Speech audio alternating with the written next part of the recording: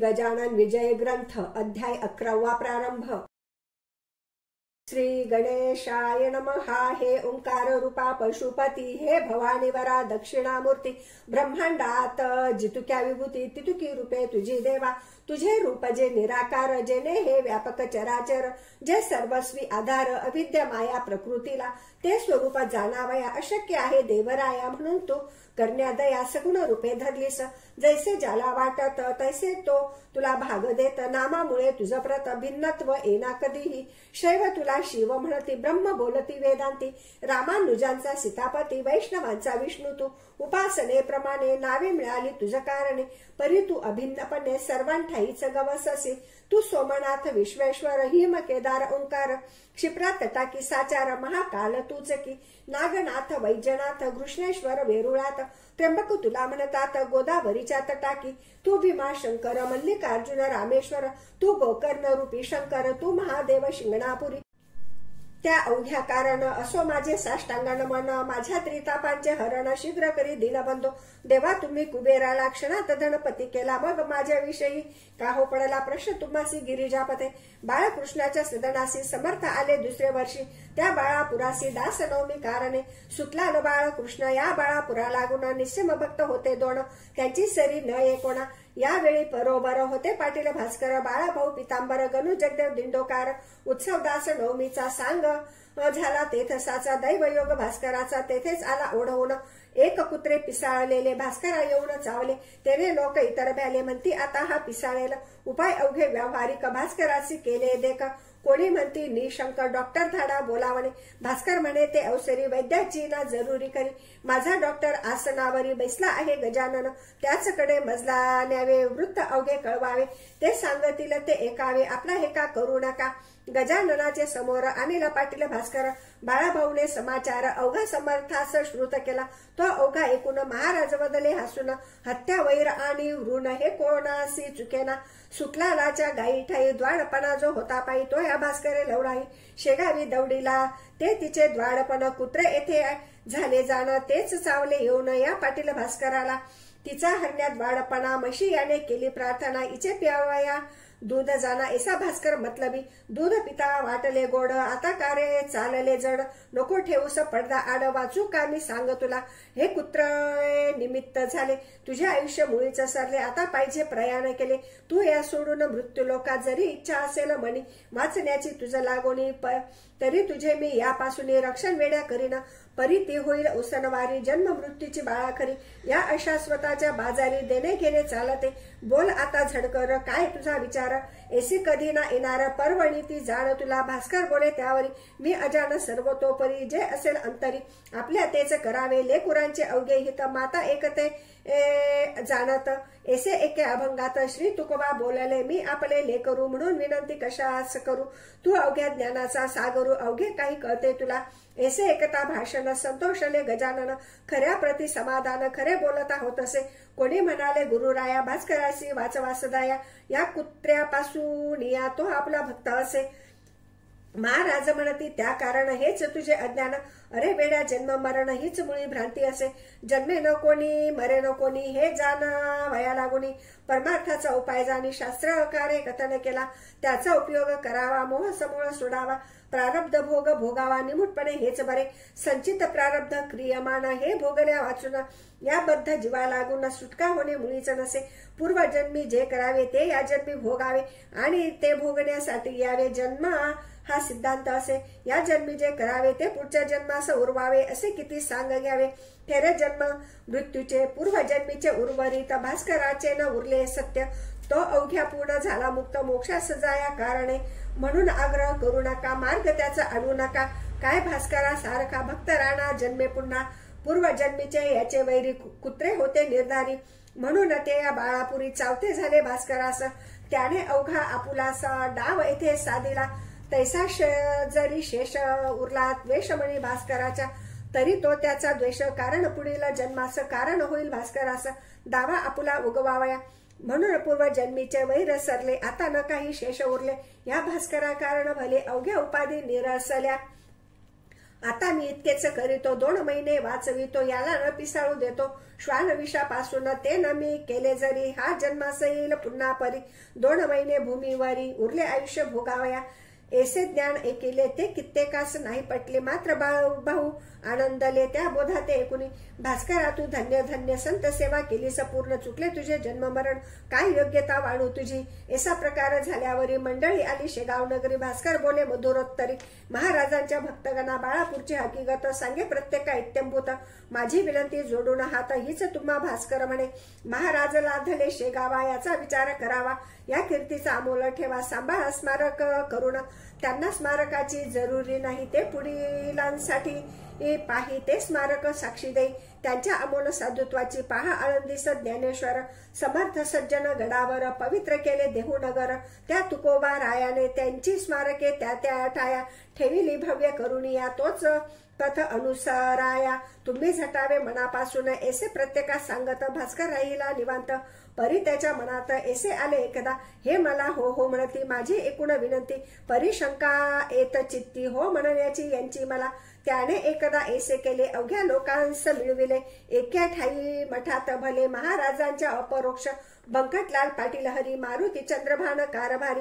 तो खंडोजीच्या दुकानावरी होता कारभार करीत. श्रीपतराव बावीकर, ताराचंद साहुकार आणि मंडळी होती इतर. नावे कुठवर सांगावी, मिळवून या त्या लोकांना. भास्कर पदर पसरिला, माझा आता संबंध उरला. 2 महिनेच तुमच्याशी, माझ्या मणी येशी आस. समर्थांचे स्मारक खास, भव्य व्हावे वराडास. या शेगावा माझारी, तुम्ही हे करीतो म्हणा. तेने आनंद माझ्या मना, होऊन सुखे करीन गमना. मी वैकुंठा कारणे, संत सेवा कधीही अनाठाई जाणार नाही. इच्छा जयाची ज्या ज्या होई ती ती संत पुरविती. स्मारक ऐसे करावे, अवघ्यांनीच वाखाणावे. पाहून त्या डोलावे प्रत्येकाने आपुल्यावणी. ऐसेच स्मारक करण्याची शपथ वाहा समर्थांची. ही विनंती अखेरची माझी ती मान्य करा. ते अवघ्यांनी कबूल केले, भास्कराचे स्थिरावले. या योगे ते चित्त भले, रुखरुख मनाची संपली. उत्तरोत्तर आनंद वृत्ती भास्कराची वाढत होती. जैसी लेकुरे आनंदती पुढील सणाच्या आशेने. माघवद्य त्रयोदशीस महाराज वदले भास्करास, चाल त्र्यंबकेश्वरास जाऊ आपण शिवरात्रीला. तो त्र्यंबक राजा कर्पूर गौर भव भवांतक भवानीवर. जो हाय झाला स्थिर गोदावरीच्या तटाते. ते ज्योतिर्लिंग मनोहर करी पातकाचा संहार. नको करूस आता उशीर, जाऊ गंगा स्नानाला. भास्करा त्या त्र्यंबकेश्वरी पहाड एक ब्रह्मगिरी. जेथे औषधी नानापरी बहुसाल असती उगवलेल्या. त्या ब्रह्मगिरीवर स्थित आहेत पहा गैनीनाथ. ज्यांना आहेत अवगत गुणधर्म औषधींचे. वेड्या कुत्र्याच्या विषापरी तेथे औषधी आहे खरी. तिचा उपयोग सत्वरी करून पाहू एधवा. भास्कर म्हणे गुरुनाथा, आता औषधी कशा करता. तुमची आहे अगाध सत्ता, औषधीहून आगळी. आपल्या कृपेने भले विष बाळापुरीच निमाले. आयुष्याचे आहेत उरले 2 महिनेच आता की. म्हणून वाटे वजप्रती शेगावीच राहू गुरुमूर्ती. त्र्यंबकेश्वर आम्हाप्रती तुम्हीच आहात साक्षात. गोदावरी तुमचे चरण, तेथेच मी करी स्नान. अन्य तीर्थांचे प्रयोजन मला न आता राहिले. ऐसी एकता त्याची वाणी, समर्थ बदले हासोनी. हे जरी खरे जाणी तरी तीर्थ महिमा मानावा. चाल नको करू उशीर, पाहू तो त्र्यंबकेश्वर. बाळा भाऊ पितांबर यासही घे बरोबरी. मग ती मंडळी निघाली शेगावाहून भली. शिवरात्रीस येती झाली त्र्यंबकेश्वरा कारणे. कुशावरती केले स्नान, घेतले हराचे दर्शन. गंगाद्वारा जाऊन पूजन केले गौतमीचे. वंदिली माय निलांबिका, तेवी गहिनीनाथ देखा. तेथून आले नाशिका, गोपाळदासास भेटावया. हा गोपाळदास महंत काळ्या रामाच्या मंदिरात. धुनी लावून द्वारात पंचवटीच्या बसलासे. राम मंदिरासमोर एक पिंपळाचा होता पार. शिष्यांसहित साधूवर तेथे जाऊन बैसले. गोपाळदास आनंद झाला, बोलले जवळच्या मंडळीला. आज माझा बंधू आला वऱ्हाडातून गजानन. जा घ्या त्याचे दर्शन, अनन्य भावे करून.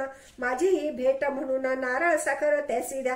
हा हार घाला कंठात, तो मी एक साक्षात देह भिन्न म्हणून अद्वैत. आम्हा उभयती मानू नका. शिष्यांनी तैसेच केले. दर्शन घ्याया अवघे आले. कंठा माझी घातिले दिलेल्या पुष्पहाराला. नारळ आणि खडी साखर ठेविली स्वामींसमोर, ती पाहून गुरुवर ऐसे बोलले भास्कराला, हा प्रसाद अवघ्यास वाटी परिणाम होऊ देई दाटी, माझ्या बंधूची झाली भेटी आज या पंचवटीत, माझे येथील काम झाले आता नाशकाचे राहिले, म्हणून पाहिजे तेथे गेले धुमाळ वकिलाच्या घरा, महाराज आले नाशकात लोकदर्शना जमले बहुत, बारीक सारीक गोष्टी अमित तेथे असता जहाल्या, त्या अवघ्या सांगता विस्तार होईल उगीच ग्रंथा, म्हणून देतो संक्षेप आता त्याची क्षमा करा हो। तेथे राहून काही दिवस गजानन आले शेगावास, तो अडगावी नेण्यास झामसिंग पातला, त्याने आग्रह केला फार, समर्थे दिले उत्तर, रामनवमी झाल्यावर येऊ आम्ही आडगावा, तुझावे परत उगा न पडे आग्रहात, झामसिंग मुळीच भक्त निसम होता समर्थांचा, तो आला तैसा परत गेला, आपुल्या त्या अडगावाला पुन्हा श्रोते येता झाला, रामनवमीस शेगावी उत्सव करून शेगावात समर्थांना शिष्यांसहित आला घेऊन अडगावात, हनुमान जयंती कारणे अडगावी असता समर्थ स्वारी, चमत्कार झाले नानापरी, एके दिवशी 2 प्रहरी भास्कर लोळविला फुपाट्यात, छातीवरी बैसून भास्करा केले ताडण, लोक पाहती दुरुण परी जवळी कोणी जाईना, बाळा भाऊ जवळ होता तो म्हणाला सद्गुरुनाथा, भास्करासी सोडा आता बेजार झाला उन्हाने, तै म्हणाला भास्कर बाळा भाऊ न जोडा कर, माझा हा साक्षात ईश्वर काय करील ते करू दे, लोकांशी वाटती चापट्या दिल्या, मला होतात गुदगुल्या अनुभवाच्या गोष्टी भल्या, अनुभवीच जाणती पुढे घेऊन भास्करासी, महाराज आले बिऱ्हाडासी, त्या अडगाव ग्रामासी उतरलेल्या ठिकाणास, बाळा भाऊस बोलले अवघे आता 2 उरले, भास्कराचे दिवस भले पंचमीला जाईल तो, आज मी जे केले कृत्य ताडनाचे रानात, ते काही तुझ प्रत आले असेल कळोनी, तुझला या भास्करानी मारविले होते छत्रीनी, शेगावी माझ्या करानी, हे आहे का ध्यानात ते क्रियमान नासावया, त्यास मारिले एठाया, ह्या एकाच गोष्टी वाचून या, अन्य नव्हता हेत काही, उत्सव पूर्ण झाल्यावर त्या अडगावीचा साचार, काय घडला प्रकार तो आता परियसा, उत्सवाचा काला झाला वैद्य पंचमी दिवस आला, 1 प्रहर दिवसाला समर्थवंती भास्करासी, भास्करा तुझे प्रयाण आज दिवशी आहे जाण, पद्मासन घालून पूर्वाभिमुख बैसावे, चित्त अवघे स्थिर करी, चित्ती साठ वावा हरी, वेळ आली जवळ खरी आता सावध असावे, इतर जना कारण म्हणू लागले करा भजन, विठ्ठल विठ्ठल नारायण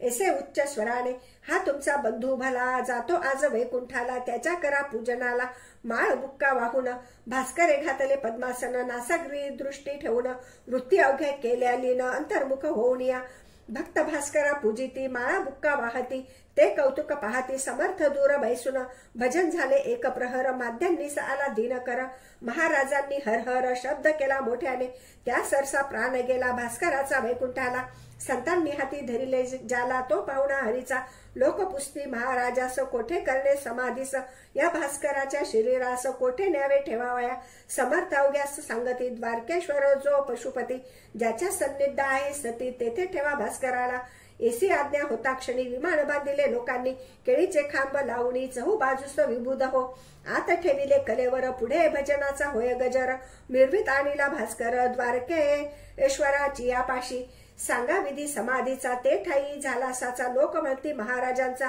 परमभक्त गेला हो, दुसऱ्या दिवसापासून समाधीच्या सन्निध जाण, होऊन लागले अन्नदान गोरगरिबा कारणे, स्थान द्वारकेश्वराचे अडगावाच्या सन्निधसाचे, अंतर 1 मैलाचे गावापासून उत्तरेस, जागा द्वारकेश्वराची परमरमणीय होती साची, झाडी चिंच वृक्षाची होती विशेष ते ठाया, निंब अश्वत्थ मांदार आम्रवट औदुंबर ऐसे वृक्ष होते इतर, शिवाय काही फुलझाडे, अडगाव कोलीच्या मध्यंतरी हे ठिकाण निर्धारी, तेथे समाधी दिदली खरी, समर्थांनी भास्कराला 10 दिवस अन्नदान झाले याचे वर्णन तुम्ही नुकतेच केले श्रवण, संत भंडारा नाव ज्याचे चिंच वृक्षाच्या सावलीत, जेव्हा या बसे पंगत तै कावळे अतोनात, त्रास देऊ लागले कावकाव ऐसे करीती, द्रोण पात्रीचे उचलून नेती, मनोत्सर्ग तोही करीती, जेवणारांच्या अंगावर त्या योगे लोक त्रासले, कावळ्या साहकू लागले भिल्लांनी ते तयार केले, तीर कमटे त्या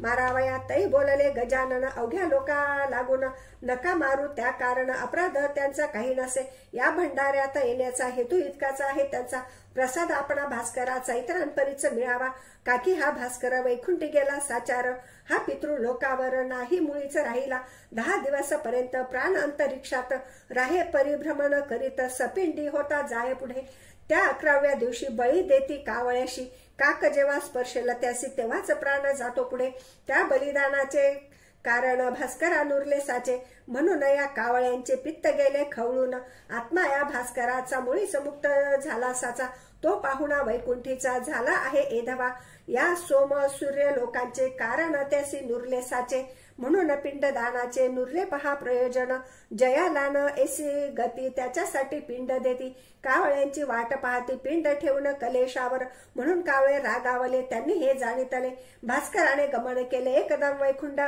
वैकुंठ लोकाला म्हणून आम्हा प्रसाद त्यांचा मिळू द्या या भंडाऱ्याचा ऐसा विचार कावळ्यांचा दिसतो या कृतीने तुम्ही त्यास मारू नका मीच तया सांगतो देखा अहो जीवांनो माझे एका गोष्ट आता सांगतो जी तुम्ही उद्यापासून वर्ज्य करा हे ठिकाण ना तरी भास्करा लागून येईल माझ्या कमीपणा आज प्रसाद घेऊन तुम्ही तृप्त व्हा अवघे जण मात्र उद्यापासून या स्थळाशी येऊ नका ऐसे महाराज बोलले ते भाविकांशी अवघे पटले परिकुत्सित जे का बसले होते त्या मंडळीत ते एकमेका लागुनी म्हणते झाले हासोनी ही गजाननाने केली वाणी अस्थानी की निरर्थक पक्षी कुठे का वागतात मानवाच्या आज्ञेत पाहू याची प्रचित उद्या मुद्दाम येऊनी हे वेडे काही बोलती भाविकांनादी लाविती आपले स्तोम माजविती संतत्वाचे निरर्थक अहो साजेल ते बोलावे जे का पचेल तेच खावे उसने न कधी आणावे अवसान ते अंगात दुसऱ्या दिवशी ते कुत्सित मुद्दाम पहाया आले तेथ तो एकही ना दृष्टी प्रत पडला त्यांच्या कावळा मग मात्र चकित झाले समर्थांशी शरण आले 12 वर्षे तेथ भले कावळे न आले श्रोते हो 14 दिवस झाल्यावरी गजानन फिरले माघारी येथे झाले शेगाव नगरी आपल्या उर्वरित शिष्यांसह श्रोते त्या शेगावात एक गोष्ट घडली अघटित ती एका सावचित्त सांगतो मी एधवा होते साल दुष्काळाचे म्हणून एका विहिरीचे काम चालले खोदण्याचे सुरुंगाते लावून विहीर 2 पुरुषांवर गेली खोल साचार खडक काळा लागला थोर गती खुंटली पहारीची म्हणून भोके करून आत दारू ठासून सुरुंगाचे साह्य करून काम फोडण्याचे सुरू झाले चारू बाजूस भोके 4 केली पहारीने तयार दारू ठोसिली अखेर आत दोऱ्या घालून एरंड पुंगळ्या पेटवून सोडल्या 4 दोऱ्यातून तो मध्येच बैसले अडकून दोऱ्यांची या गाठीवरी पुंगळी खाली जाईना दारू सविस्तव लागेना पाणी दम धरीना आले जवळी सुरुंगाच्या तरी कामावरचा मिस्त्री विचार करी अंतरी सुरुंगास लागल्या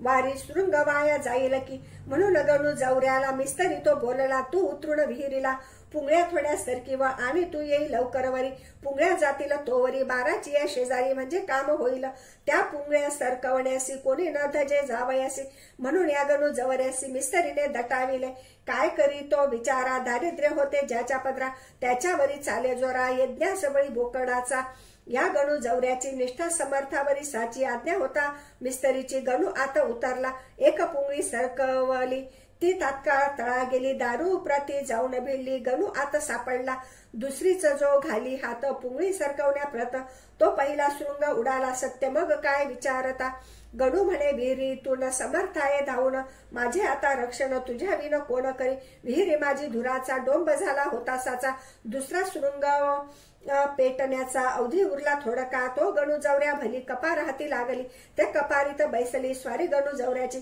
एका मागून एकांनी पेट घेतला सुरुंगांनी उडाले सुरुंग ते एसे त्यांनी दगड अपारा निघाले लोक जे का होते वरती ते बोलले इशारीती बहुधा मिळाली असेल मुक्ती विहिरी माझी गणूला छिन्न भिन्न शरीर झाले असेल साचार डोकावून पाहती नारी नर आत गणू जवऱ्याला तो कोठे दिसेना जनांच्या नाना कल्पना दगडाप्रमाणे गणू जाना उडाला असेल बाहेर त्याचे आसमंत भागात कोठे तरी असेल प्रेत पडलेले त्या शोधण्याप्रत माणूस कोणी पाठवा मिस्त्रीचा शब्द ऐकिला आतुर गणू बोलला अहो मिस्त्री नाही मेला गणू आहे विहिरीत गजाननांच्या कृपेनी मी वाचलो आहे या ठिकाणी बसलो आहे दडोनी या पहा कपारीत परी कपारीच्या तोंडाला धोंडा एक मोठा पडला त्यामुळे बाहेर मला येता येत नाही की गणूचे शब्द ऐकिले लोक अवघे आनंदले, लोक खाली उतरले. तो धोंडा काढावया 10-5 जणांनी, धोंडा सरकवईला पहारींनी. गणू सबाहेर काढून घेऊन आले वरते. त्या वरती येताच गावात गणू गेला पळत पळत समर्थांच्या मठात. दर्शन त्याचे घ्यावया. गणू दर्शना येता क्षणी बोलले त्या कैवल्यदानी.